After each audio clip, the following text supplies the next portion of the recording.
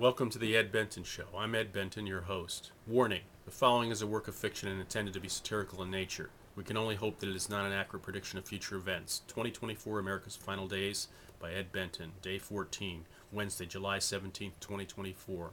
China rising. There is no longer one superpower in the world. Over the past 13 years, China has increased its military capability to the point where it is competitive with that of America.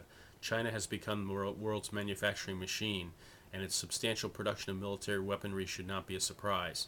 The news headlines today feature China's launch of its 14th aircraft carrier, one more than in the American fleet. China has been building carriers since 2013 at the rate of one or sometimes two a year, while America has put a cap on how many carriers it will operate. This huge expansion of sea power has been accompanied by incredible advances in air power, with China's force of stealth fighters and bombers almost at the point of equivalency with that of America.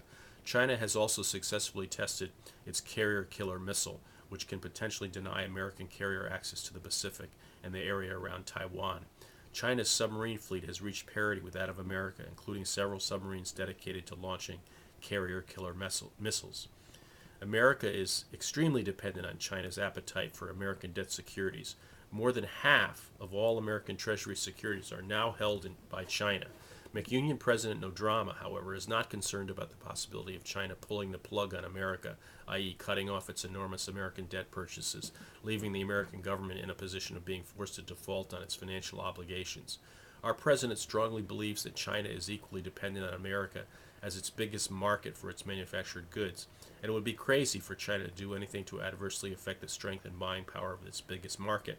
Critics of this theory point to China's own rapidly growing domestic market and its developing trade with the world outside of America and the MEC Union. The growth of these markets has outpaced any increased trade with America and the MEC Union. Fortunately, America is now a member of the MEC Union, and this new trade bloc enables America and its fellow MEC Union members to counterbalance the trading power of China. The value of the America is low as compared to historical values of the American dollar, and this is creating a trade advantage for the MEC Union, particularly in the agricultural sector. While China has not completely opened its markets to MEC Union exports, the highly competitive prices of MEC Union goods and agricultural produce should lead to an increase in exports to China. End of day 14.